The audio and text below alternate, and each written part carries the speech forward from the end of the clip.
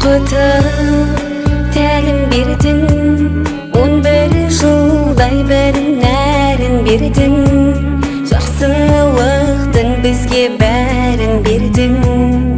Асыл мектебім.